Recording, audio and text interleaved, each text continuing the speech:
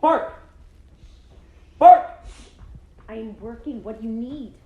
Bark! I don't know what you are trying to tell me. Bark! Just be good, and I will play with you when I am done. You have to go to the park. Is that what your family does with you? I'll take you to the park. I'll buy a pack of tennis balls, and we'll go. Welcome to Radical Listening, the Portland podcast where we talk to local artists about their current projects. I'm your host, Phil Johnson. And I'm your co-host, Clifton Holtznagel. Today we sat down with Connery, MacRae, and Tom Mounsey of the Found Dog Ribbon Dance, playing at Coho Theater from February 14th to March 7th, 7 p.m. Thursday through Saturday, and 2 p.m. on Sundays. So, it was a great conversation. It was a lot of fun, especially since I'm also in the show playing the dog.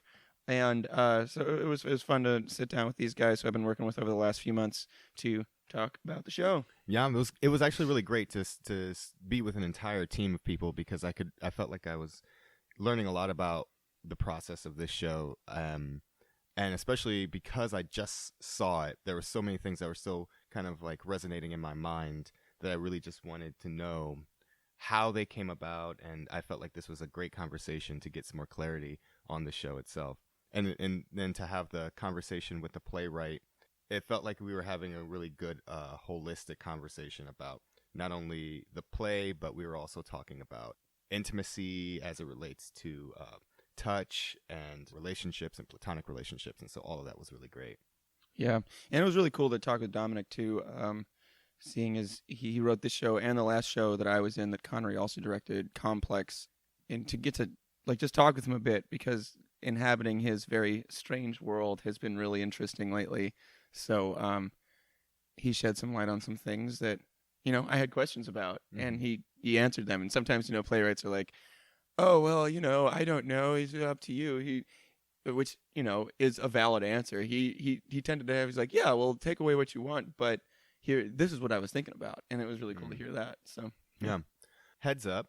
We did have a small child in the room, so you will hear a little bit of murmurs here and there. Yeah, Connery's daughter was watching Frozen 2 on her computer, and but she's adorable as all heck, so I think you'll get over it. I have no idea. Yeah.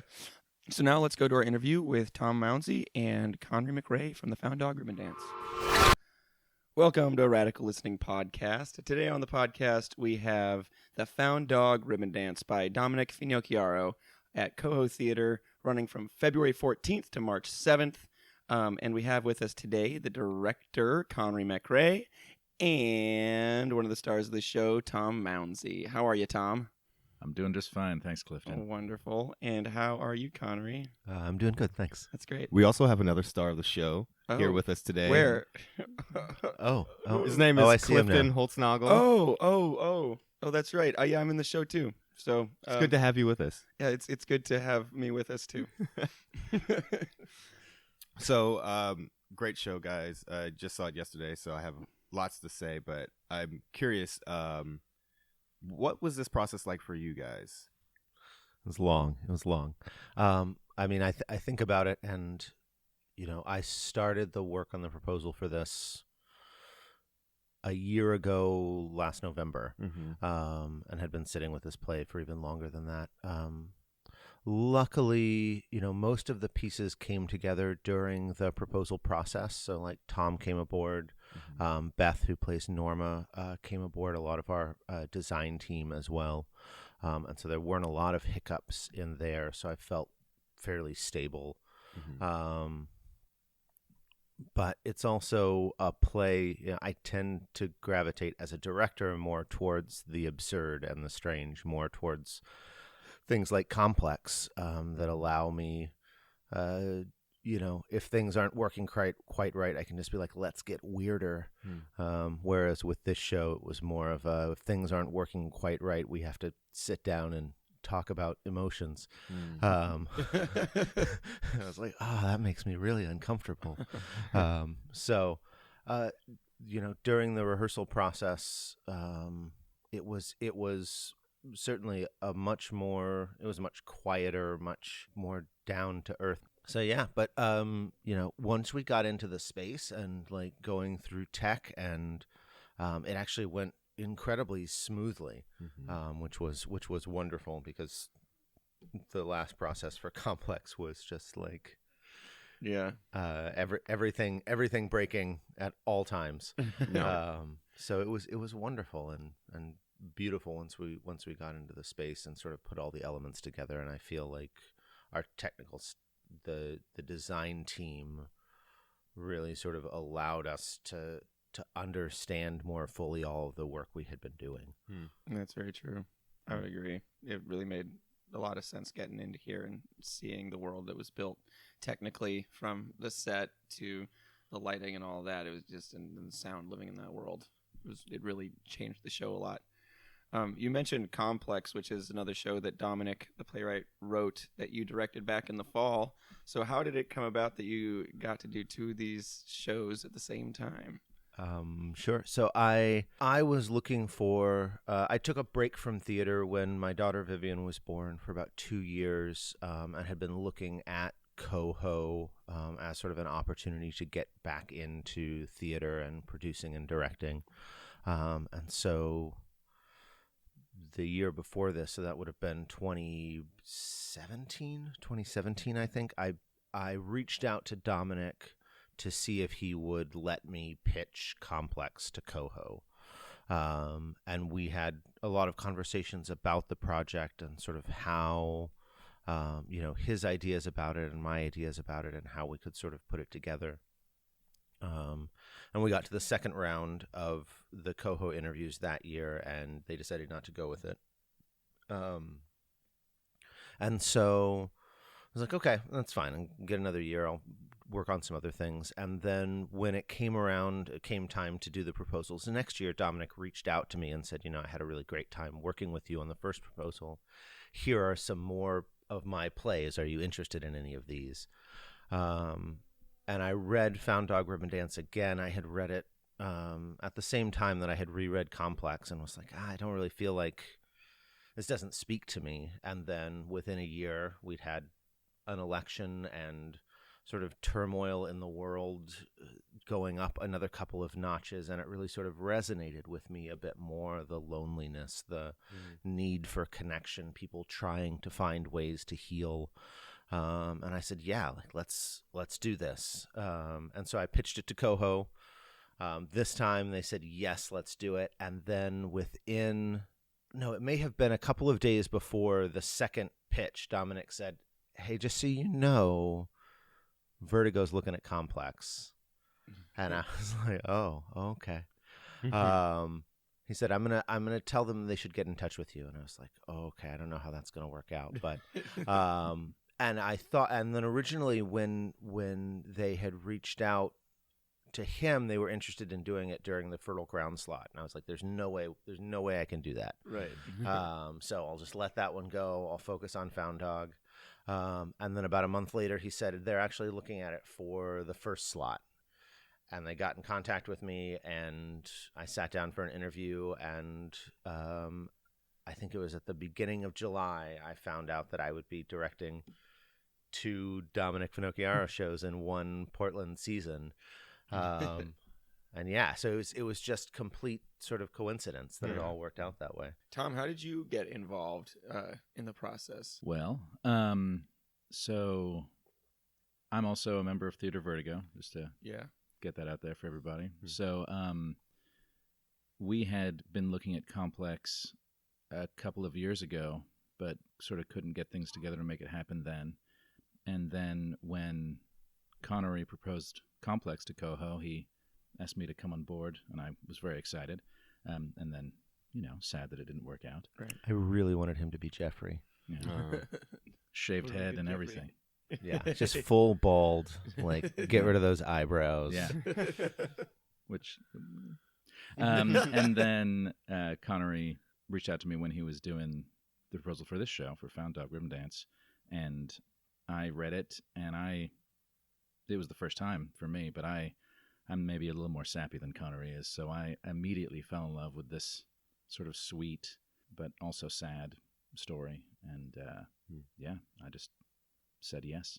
I really liked the conversation that we had at the talkback yesterday about this being a durational piece. Mm-hmm. And Dominic mentioned that he hadn't thought about it that way, but it definitely when I was watching, felt like there were moments that felt like we were meant to sit in and be with them, and I wondered if that came from you. Yeah, as a director, I sometimes punish is the wrong word, but I think about ways in which I can make the audience uncomfortable, because it's important to me in theater, the fact that we are this close, and the fact that people, that there is this interaction. Like that's what makes this different from film. That's what makes it different from television, is that there are these people sitting right there watching you. And with Complex, there was this, I was interested in trying to figure out, like, can we actually scare the audience with something? Or can we make them feel just really uncomfortable? And so with this, when I started looking at it, I was like, oh, we have these cuddling moments, which are just like people being still and silent and breathing, and how I know personally as an audience member that makes me uncomfortable. But that to sit in there and to have people sort of be forced to sit in there and think about why it makes them uncomfortable. And there were other things that we had tried to do technically. We were going to get the bed mic'd so that we would like hear the breathing and hear people rustling, and that didn't really work out. And I think just sitting and watching people be still every little moment, anytime a hand moves somewhere, somebody takes a deep breath, it becomes so much more noticeable if we're in silence and if we've been sitting there for a while. Yeah, I noticed that a lot yesterday specifically during the matinee, because I'm sitting there for those silences, and I noticed when it was during one of the cuddling sequences, and there's this long period of stillness, and then someone on stage on the bed like moved slightly, and like everyone else like just shifted a little bit because the tension had been broken on stage. Like if I move, everyone's gonna look at me. Yeah, you know what I mean? And then there was this small shift on stage, and like half the audience moved. It was so cool. That is cool. Yeah.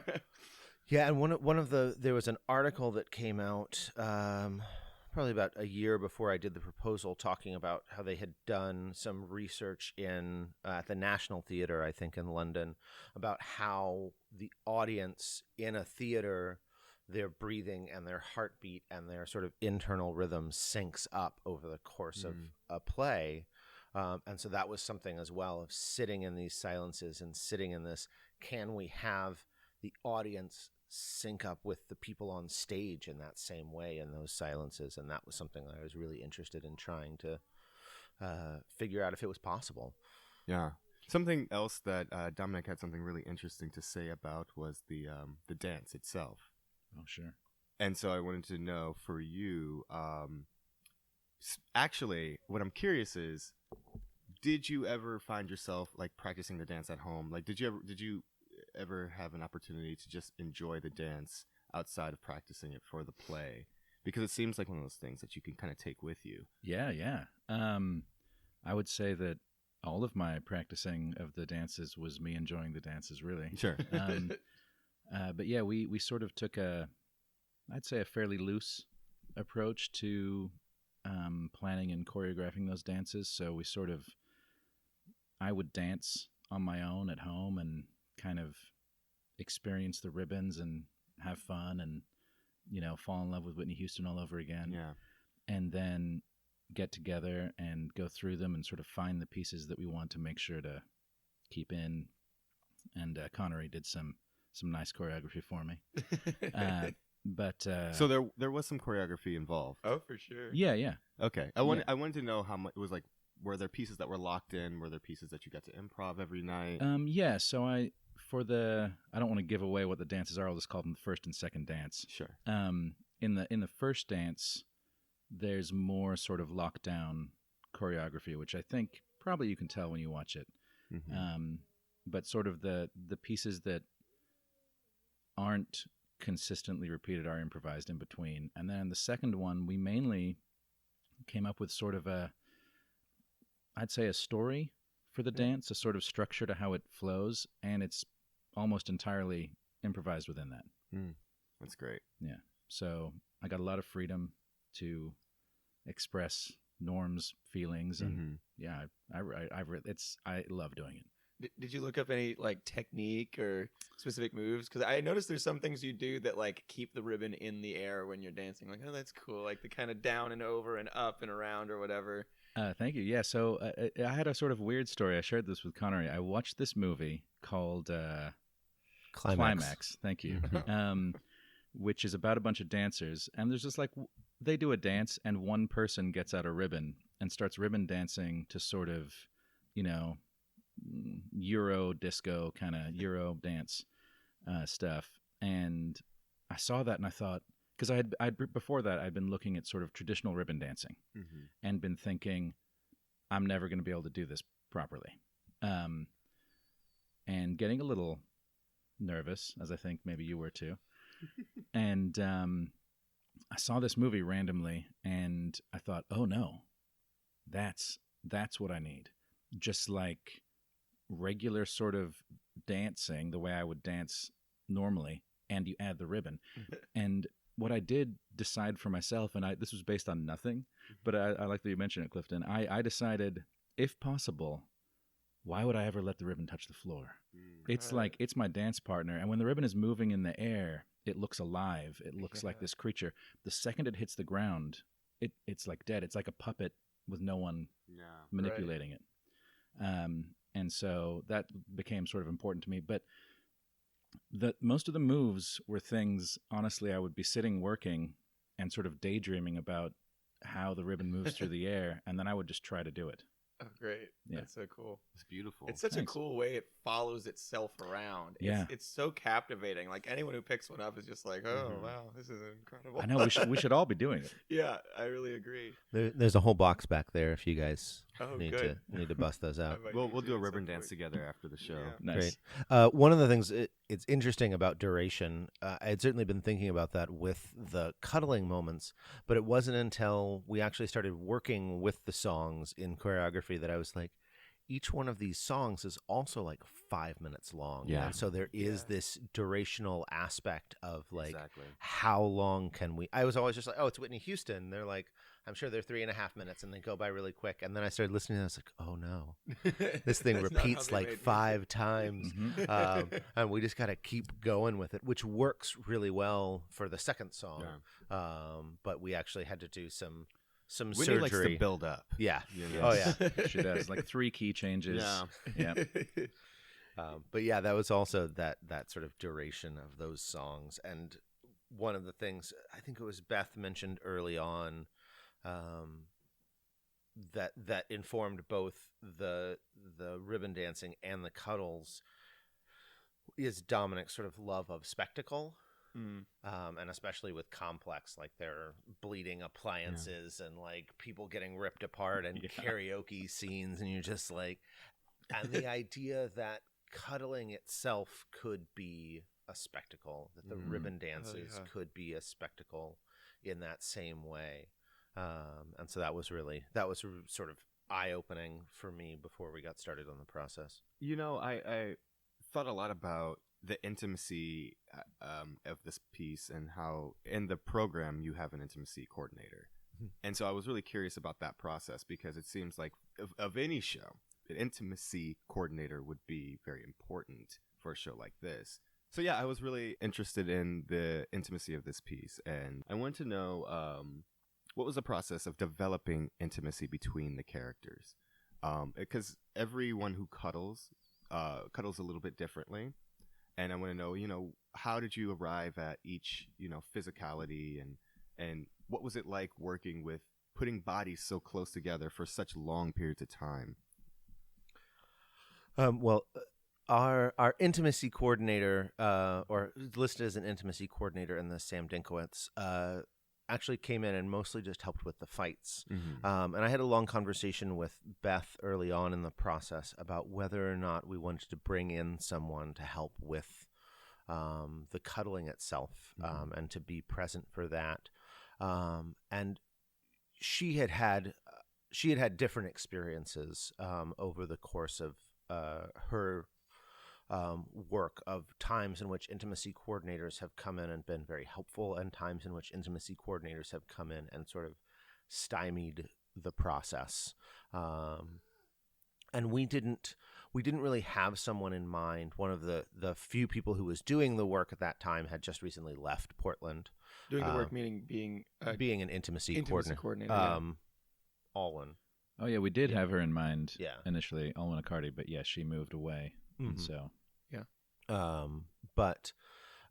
and so in talking with Beth, we decided that we would, and the fact that she knew most of the actors and had relationships with them and felt very comfortable sort of moving forward without having that person on staff. So we actually met with Samantha Hess, who runs Cuddle Up to Me, and we had a long conversation with her sort of about the work and about the ways in which the work was done. And then she gave us copies of her book, which the back half of has multiple different cuddling positions. And so that was sort of our Bible as we worked, of like sitting with the actors and looking at them and saying, you know, what does this say, and how does this comment on the relationship between these two characters? There's really only one, and it's the first scene with Dave, in which Dominic's writing really like specifies how the cuddle happens, because she asks whether or not he wants to be big or little spoon. But after that, it was a lot of like, let's get into a position and then figure out how we can open it up so the audience can see it. And so it came across really organically. And luckily we had all of our actors were very sort of comfortable. We were like, so today for rehearsal, we're just going to be lying in bed. And they'd be like, oh, that sounds lovely. But yeah, we didn't really come up against any difficulties with that. And luckily, you know, one of the reasons that I wanted to go with Beth is just that she has such a good control and knowledge of her body that I felt comfortable having her sort of lead those moments as well. How was it for you, being in the cuddling sequences or in a couple of them? Yeah, so it's a little different for my character Norm, in that I'm not a client. Yeah, you're not a patient of Norma's. Yeah. So that cuddling that we do is, I guess, more romantic. Is there a difference when you're an actor? I'm curious, because it's all choreography. Yeah, it is. Is there a difference? I suppose yes and no. It is all choreography. So when it sort of comes down to it, you're just doing the movements or holding the positions or whatever that you're choreographed to do. But of course, you know, acting's a weird thing. You're also trying to live in the sort of emotional truth of the character you're playing. So then it becomes different because of that. And also I can see how cuddling with someone in a romantic way is something we're more familiar with than most likely than being a cuddling client, you know. And for a lot of those characters, they're coming from their own places with their own baggage, and then coming to lie down with someone, which is a very different experience than something less known than the comfortability of, you know, lying down with someone in bed or something. Yeah, so I think in many ways, because of that, it was sort of more relaxed and comfortable for me, even when it's all three of us. Right, yes. You know? And it's so interesting, just because that image of all three of you cuddling together just read so innocent. Yeah. But it always gets a laugh, too. It does. And I didn't expect that. It's nice, but I didn't expect it. If you take away the context, it could be a totally different situation. Oh, right. Yeah, totally. Yeah. Absolutely. Oh, but yes, Beth and I have known each other for like a decade as well, so that also helps. We're very comfortable. Yeah. This is your third onstage romance, is that correct? I think that sounds right. Yeah. Okay. So the other thing that Dominic had a lot to talk about was the process of developing Dog. And so I am curious for you, what was your angle, Clifton, to approaching Dog? And I'm curious how you worked with, you know, the entire cast and crew to develop that character, and what was the direction that you gave him? Oh, well, yeah, that's a good question. It's really interesting. I mean, the Dog is written to say the word bark and is written to have a a shirt that says dog on it. Yeah, right, Vivian? It's weird, right? And so it almost, when I first read it, it almost comes off as like ironic, you know what I mean? And kind of tongue-in-cheek. But it became apparent very quickly that just was not a direction you can go with that. No. Because it just dies immediately. You know, there's nothing there. And you can get a few like cynical chuckles out of it, but that's about as far as it goes. And then dogs are just not ironic. No. You know what I mean? There's nothing ironic about a dog. They're completely just there and present. And so it was really about learning about the presence and being there. And so it was and listening. And Connery made the decision to have me visible to the audience in times in the script where I'm off stage according to the script. And so it was very interesting to just be there for the first 3/4 of the show and just listen. And for me, it was a lot about thinking about how dogs can really pick up on behavior and feeling and emotion and the way people are talking and pick up a few words, but not understand language per se. Right. You know? So it was, I was doing a lot to listen for feeling rather than words, which was a really cool practice. And so I think there was a lot of that, and just walking that line between dogs and humans, and like, what is the human version of dog traits? Like, what is it for a human to wag their tail? What is it for a human to smell something the way it did? Like, how does a dog live through a human's body, I guess is how I was looking at it. If a dog suddenly woke up in a human's body, how would that dog behave? And that was kind of what I was going for. I saw a lot of that, and it was really interesting because the personification was really clear, and there were moments where I felt like I learned about the experience of dogs through that personification. For instance, when you throw the ball away from the dog, Right. you kind of gave us this like, come on, dude, like, and that was great because it's like dogs are like, well, Yeah. you know, it was really interesting to experience, especially a character that has no text, and so it's all physical, and so the way we're let into that character is all through your physicality. And so everything has to be much more clear in that And way. honestly, I had no idea where to start. Like, because, you know, a lot of times when you get a script early on, you're like, well, I can learn the lines. You know what I mean? And that's how you access what's happening.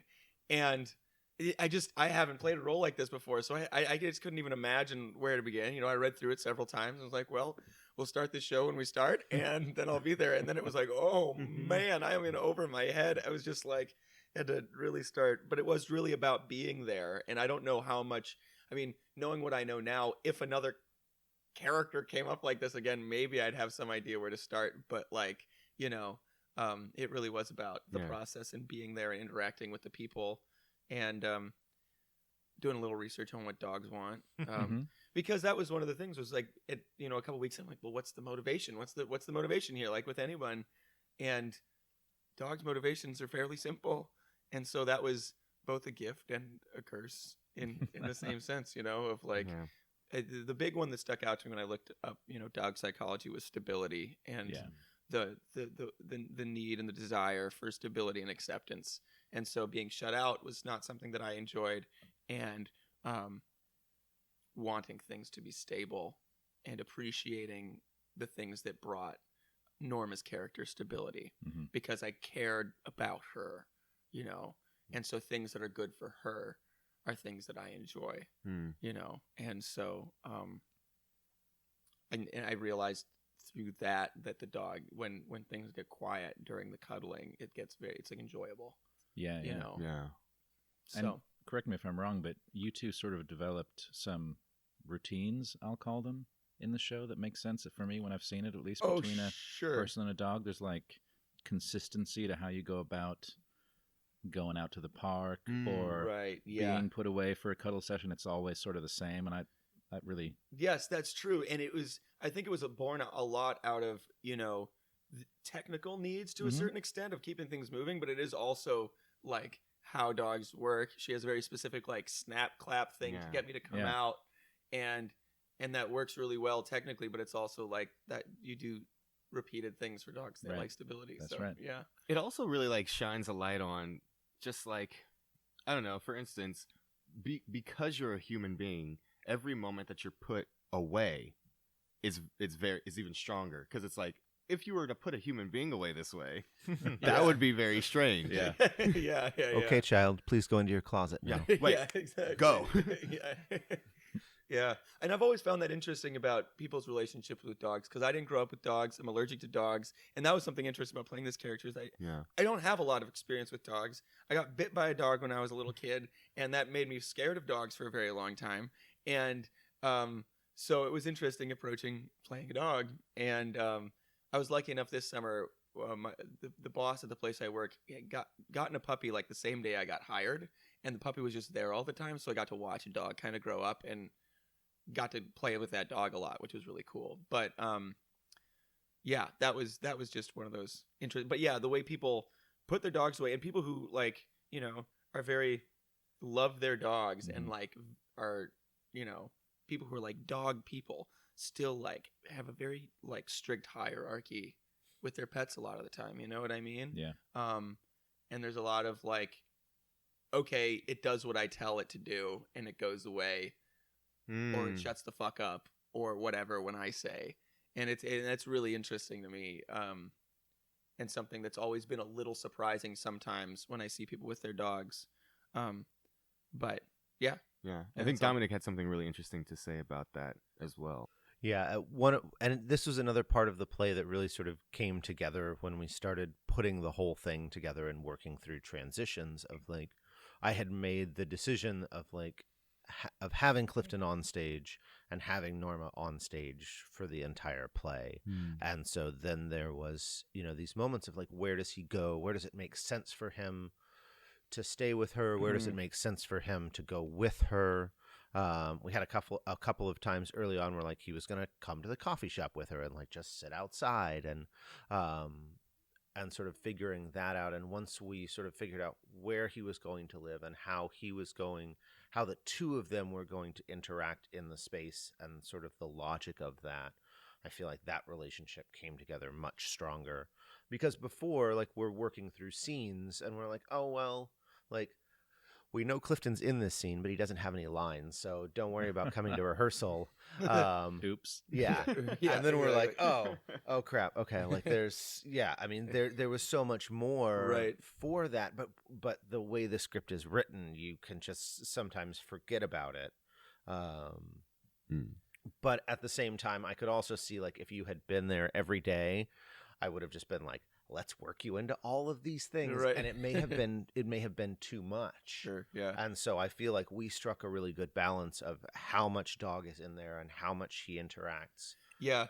And like during rehearsal, it felt like, man, I'm just going to be sitting here forever. You know what I mean? And that was mostly just because, and once getting in the room and running, it was like, okay, there's a flow to it and there is some more movement, and I'm not there the whole time. But I was really like worried. I'm like, am I really just sitting on these steps all the time? But it really doesn't add up to as much. And once it's in the flow of the show, it moved around. And that was, it took getting into the space to really realize how it was going to function. Yeah.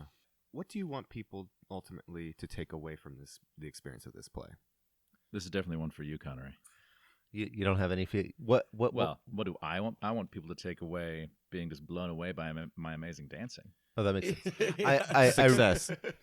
I really do want people to go home and pick up a ribbon after the show, because I feel like the thing that I didn't realize until we started working with the ribbons was how it is as therapeutic as cuddling, I believe. Like, you just put on some good music or even some bad music or no music at all, but you just start twirling with a ribbon and you feel better. I grew up in a church where we would have ribbons. Oh, we yeah. would dance during It's worship. so joyful. Yeah. That's so cool. But really, I mean, I think I would like people to sort of reconsider their relationship with physical touch.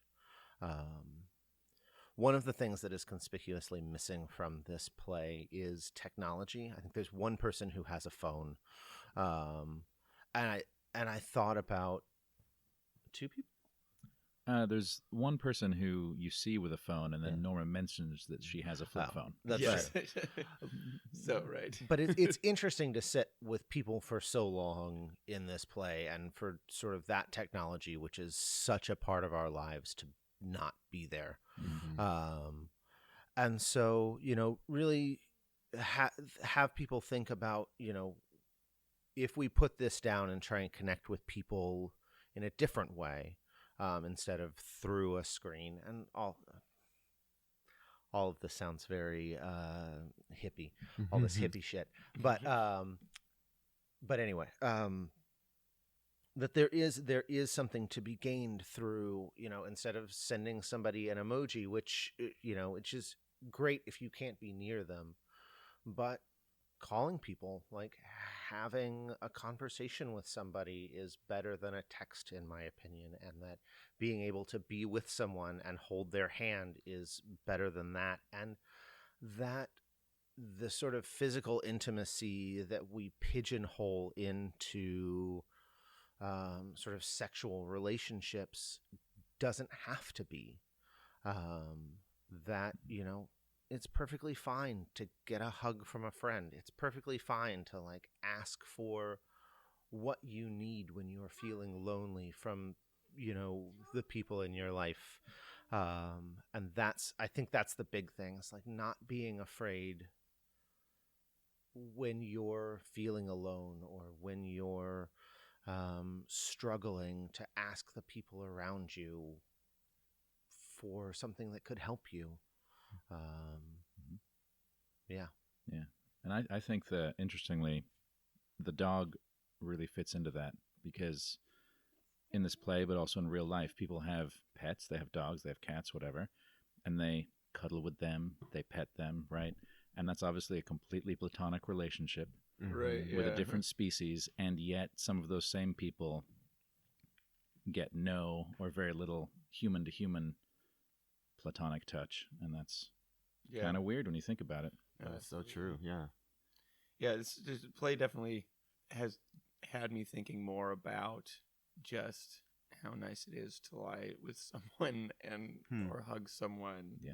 And just that aspect of touch. It had been on my mind over the past few months anyways, and then sort of get to work on this show and really get to watch it and see it and think about it, and it just made it all the better. And the very few times I get to see my girlfriend during this process, you just get to lie down and be exhausted together, living two busy lives, and just like being able to just lie down together and enjoy the fact that we don't have to move.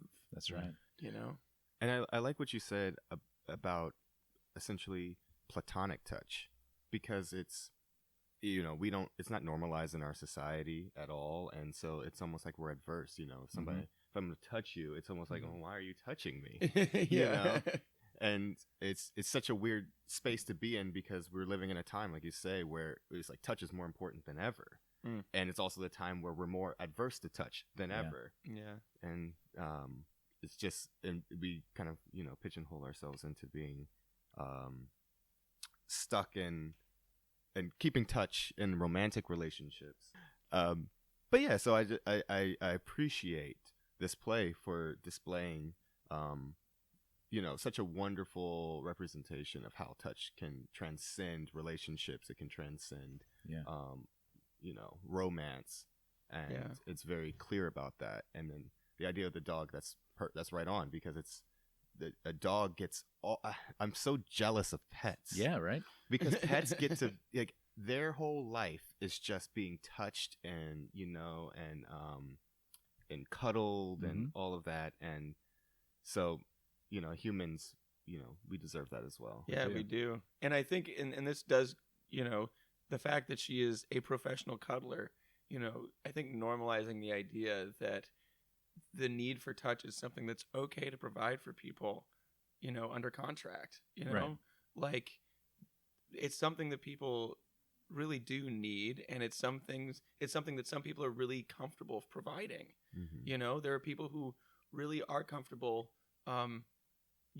sharing their bodies in whatever way with other people, and are willing to do it for compensation, and there's nothing wrong with receiving compensation or giving compensation for work of that sort. So Absolutely. it was good to see that. Yeah. Great.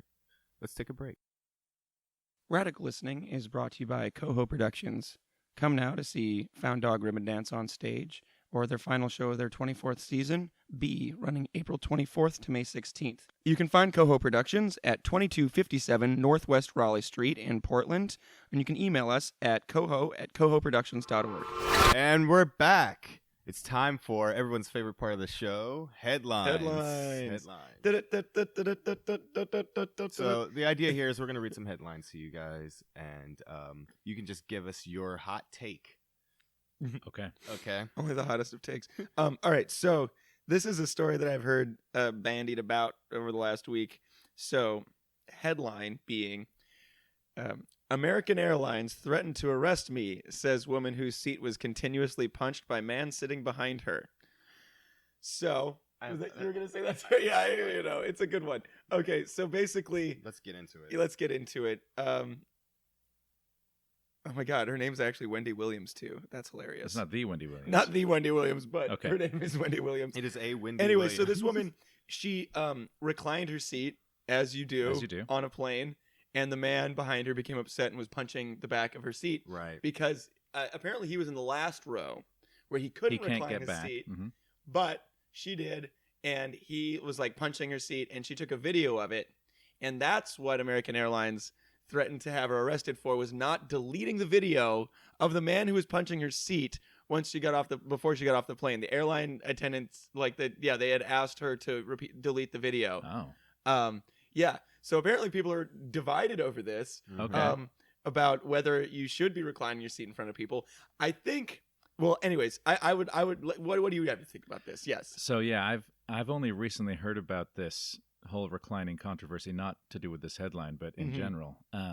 And I mean, I hate flying, as most people do. And one of the only sweet reliefs of flight is when you get to recline your seat just that little bit and feel slightly more comfortable. Yeah. And yeah, it sucks when you're in the back row and you can't do it. But just choose your seat earlier. Yeah. I definitely support everyone's right to recline. Yes. I also support everybody's right to have a fucking conversation instead of just like passively aggressively punching the back of somebody's seat. I think that's aggressively aggressive. Well, that's fair enough. I mean, I feel like aggressively would have been punching her. That is, it's literally a barrier in between. But yeah, I feel like the more ridiculous thing is American Airlines being like, "Oh, the optics of this is what's the problem." Yeah. Right. Were they the ones that had the dude dragged off the plane? No. Or was that United? I think that was like United or something. Anyways, airlines not doing the greatest these days. And what supposed crime has she committed by not deleting this video? That's what I want to know. Right, yeah. She brought attention. She's bringing awareness to their horrible practice. I will say this for anybody who isn't aware in the world right now. If you ask someone to delete a video, it's the best way to get something to go viral. Yes. That is also true. Or if you say World Star. That's right. World Star. But I think it's, people should be able to recline. People should have more fucking space on their flights. I mean, that's the airline cramming people in there so tight that you get someone tall stuck in the back and he's not feeling good. He's going to start punching, and then, and I'm not saying it's not his fault. I think it's abhorrent behavior. Yeah. And, maybe we can figure this out another way. See if you can get moved and switched with a child. I don't know, something. But also, take a little responsibility for yourself if you're getting on a plane and check in early. If you're tall, sit in the exit row. I don't know. I guess I'm short, so I don't have to. It's not as bad. I can't imagine being taller than 5'8" though, and dealing with anything more. And the seats, especially if you fly like Spirit, the seats are so awful now. Yeah. And they're like plastic and they're thin or whatever. So it's like anything that you can get, you gotta take. Yeah. Any tiny bit of relief. Yeah. Exactly. You cannot. And then what are you not supposed to not recline in front of the person in front of you? Then no one in the whole plane can recline because there is a back row sitting like this. Or give the back row 3 inches to recline too. Yeah. Oh my God. Take out one row. Take out one row. No. So here's a hot take. what if we just had professional cuddlers in airports so that people could relax a little bit before they got on the plane? That's not a bad idea. They'd be By the most professional upcharged cuddlers. professional cuddlers They out would. there, though. That'd be $250 an hour. Yeah, People really that's- get the wrong idea. That's a gold member thing. Yeah. So it's funny because I looked into this and like an expert weighed in. An expert And so what they said is qualified that how? airplane etiquette is that you only recline when necessary. And if you must recline, just put the seat back a little bit to get the comfort you need without encroaching too much with the person behind you. So, I would say that Is there unwritten rules in airplanes? Are there? Apparently. I I mean, there are some, right? So if you're in a 3-person thing, you give the middle person both armrests. That's a thing. Is it? I think so. That's what I hear, and I Not a bad certainly do idea. that. I if you're always, crammed in like that, yeah. Yeah. I always sit in the aisle because I Because can't. you've got one on your side. I can't take it, so I take that one. They can have this one. The window person's got that one. The middle person gets 2. I really would have appreciated that on my last flight. Yeah, I think the problem with any of this supposed airplane etiquette is that maybe 30% of the people are following it. Mm-hmm. Yeah. And yeah, I mean when I recline, and I would argue that I need to recline, Mm-hmm. or else I'm gonna leave that plane like hunched over. Yeah, you're a tall guy. I don't go back all the way. Mm-hmm. I do kind of just go back until I feel okay, because I don't want to. Yeah. I had a friend who taught me the best time to recline Mm-hmm. is during takeoff. As soon as the plane lifts, You just kind of like Go like that. slowly go. You might not know. No one knows. Against the rules. Against the rules, but yeah. But if you're trying to get a subtle recline in Oh, nice. with no one noticing, that's when you I do used to it. sneak my way back a little bit. I'd like ease into it. Yeah. Ease Ease more. a little. Okay. Yeah, here you yeah. This is where I want to be. go. What I really appreciated recently, well, appreciated is a strong word, but I've started to really use those, like that winged thing behind your head. You can Yeah. really squeeze that thing around there. Yeah, you can. And then you have like a little bit of, it makes a huge It difference. does. I remember my mom mentioned something about how the best way to sleep in a car, you're always trying to like get comfortable, like on your arm or lean against something. But the best way to do is just be sitting like completely Yeah. aligned and just kind of straight up and Mhm. just get back as far as you can, which is why I appreciate like reclining. That's right. But then if you can stabilize your head, then it's so much easier. I Yeah. always find that planes are the perfect time to work on releasing your neck muscles. That's right. You just kind of just sit there and you're just like relax. I really think most headrests should come with elastic bands that you can just like pull over your forehead. Yeah. Just, like, Secure your head in keep place. you in place. That's good. I feel like that would Yeah. that would cut down on like 75% of neck injuries in Yeah. this country. Great. Great. All right, so let's move on to our next headline. Oh, this is going to be interesting. Okay. So here's the initial headline, and then we'll get into it. We'll step through this. The first headline from 10, which is a website, I imagine,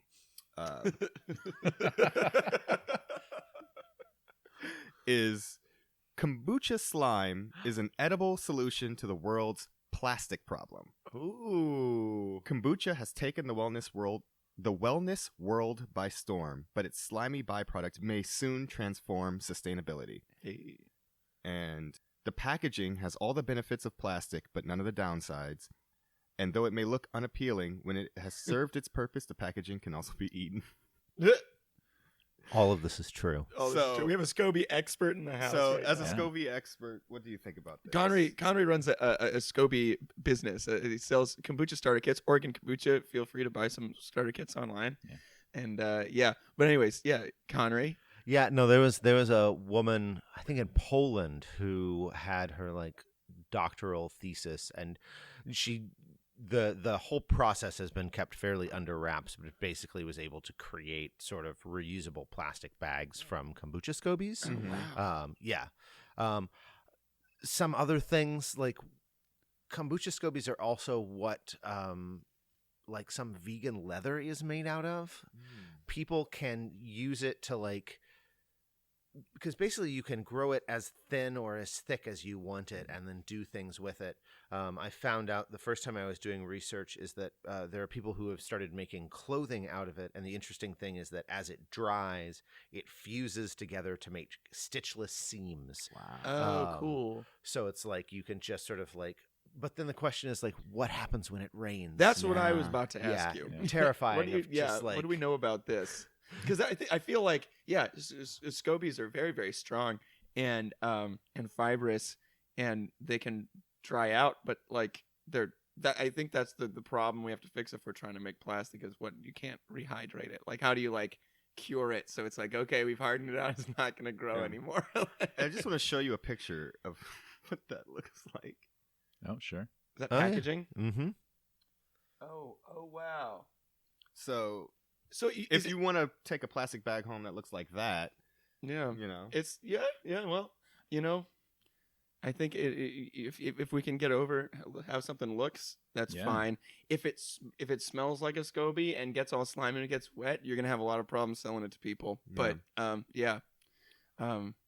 But yeah, a lot of people have talked about it as like being able to replace like fruit packaging and things like that. That's what it looked like too. It was kind of like the picture you showed us almost looked like those reusable like beeswax covered things that you would like twist things up in. That's like a plastic wrap alternative, reusable.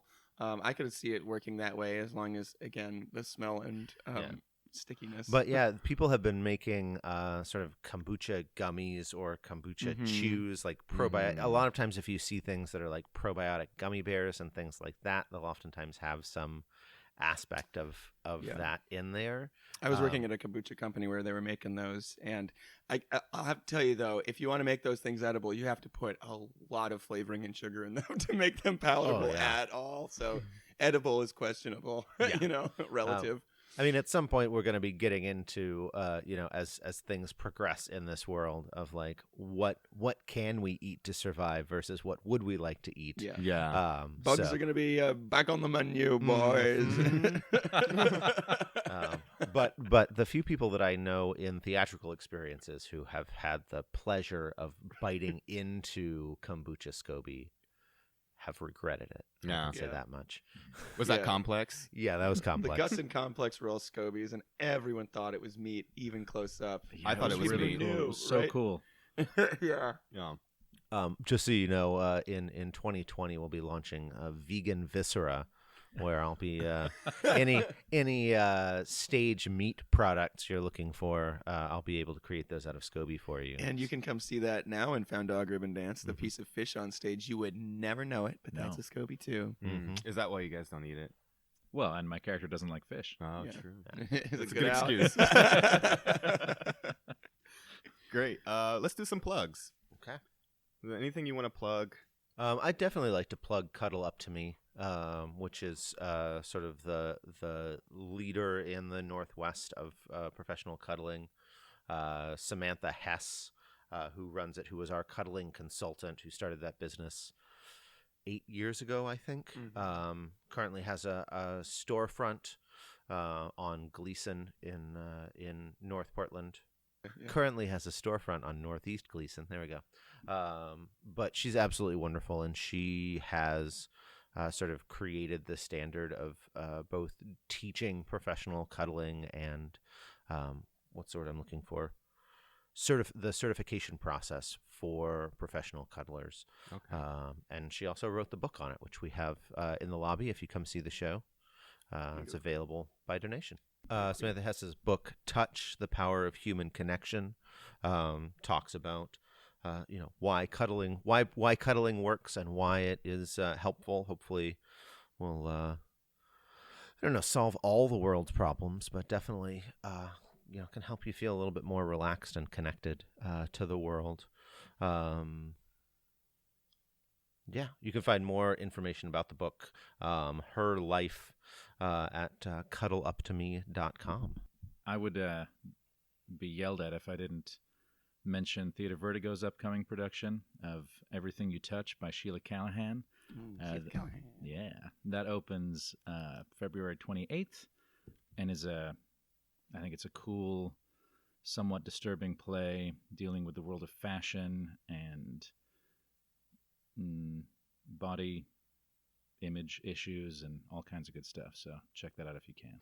I definitely want to do a shout out. We talked a little bit about them. Oregon Kombucha, which is for all of your kombucha home brewing needs. OregonKombucha.com. Grown in the Northwest, packaged by hand by me and my partner Summer Abbott, and sometimes in the past, sometimes by Clifton Holtznagel. That's right. I've definitely done Family some business. packaging. Yeah. You got me into the you got me to the kombucha business. This is the first of 3 kombucha jobs. Couldn't believe it. But yeah, it's if you're interested in kombucha, what I can say is that if you start brewing it at home, you have so many more options of how it can taste and the different ways it can do, and make sure that you know exactly what's going into it. A lot of kombucha that is in bottles, especially as it's becoming bigger, there's less kombucha in it and more vinegar filler. and fruit juice. Yeah. And I think a lot of people believe that kombucha should be a soda alternative, and so a lot of the kombucha out there is brewed to be more like soda, when in fact it's something completely different. And when you home brew it, you can really experience the true kombucha. And I just want to say I've been a customer of theirs, and I can report their starter kit is excellent, and you can brew some delicious stuff. Oh, that's good to know. Yeah.